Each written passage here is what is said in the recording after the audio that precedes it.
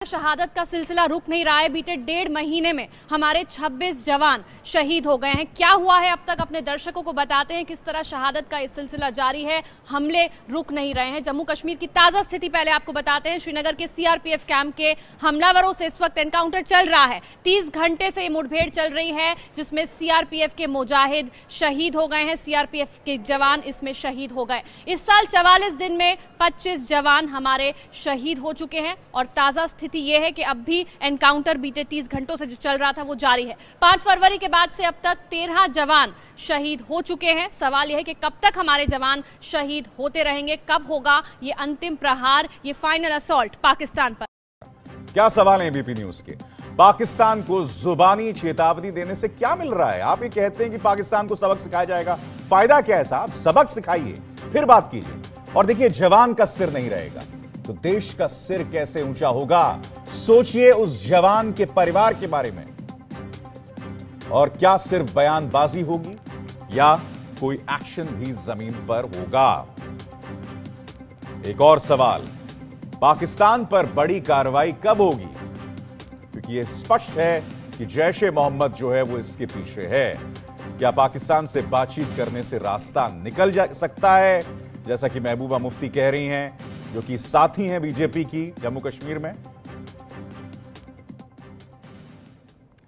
और कल अमित शाह ने, यानी कि बीजेपी के अध्यक्ष अमित शाह ने गिनाया था कि मोदी सरकार के रहते कितने आतंकवादी मारे गए, उतने तो आजादी के बाद से अब तक नहीं मारे गए। मगर जो सवाल उन्हें खुद से भी पूछना चाहिए कि पठानकोट के बाद अब तक 10 से 11 बड़े आतंकवादी हमले हमारे सैनिक बेसिस में हो चुके हैं। क्या जवाब है उसका अमित शाह जी के पास? विपक्ष का कहना तो ऐसे ही होता है, मगर मैं एक बात कहता हूं, जम्मू कश्मीर में भाजपा सरकार आने के बाद जितने आतंकवादियों को मार गिराया गया है, आजादी के बाद कभी नहीं। गृह मंत्री राजनाथ सिंह ने 10 फरवरी को देश को आश्वस्त किया था कि जवान देश का सिर झुकने नहीं देंगे। राजनाथ के बयान के उनके बयान के बाद सुंजवा में 6 जवान शहीद हो गए थे। लेकिन हमले बहुत ही बार बार हो रहे हैं, क्या अपना कुछ प्लान रहेगा? नहीं, आश्वस्त रहिए। हमारे सेना और सिक्योरिटी फोर्सेस के तमाम बखूबी जो है, जो जिस काम को अंजाम देना चाहिए वो दे रहे हैं, अपनी जिम्मेदारी का निर्वाह कर रहे हैं। और कभी भारतवासियों का मस्तक को झुकने नहीं देंगे। आश्वस्त रहिए।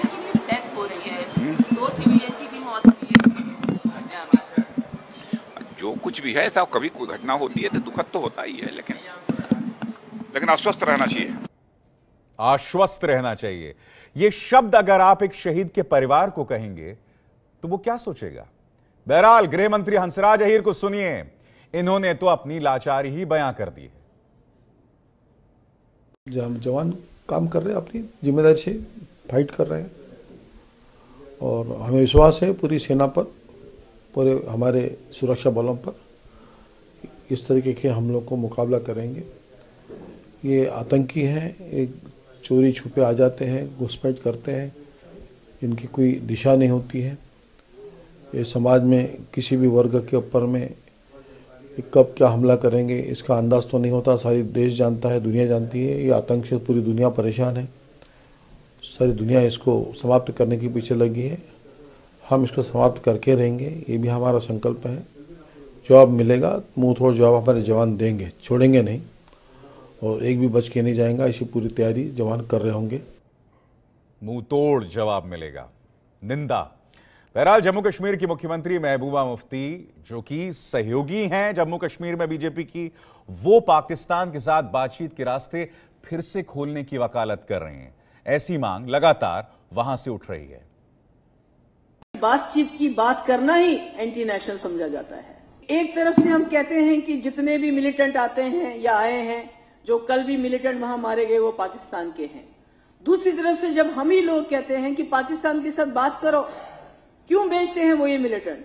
Mehbooba Mufti anti national CM क्योंकि वो कह रही है पाकिस्तान से बात करो, जम्मू कश्मीर में बात करो, क्योंकि बातचीत के अलावा कुछ नहीं है। जंगें तो हम बहुत लड़ चुके हैं और जीती हैं तमाम जंगें, मगर उसके बावजूद भी हमारी प्रॉब्लम तो दूर नहीं हुई और ऑप्शन ही नहीं है।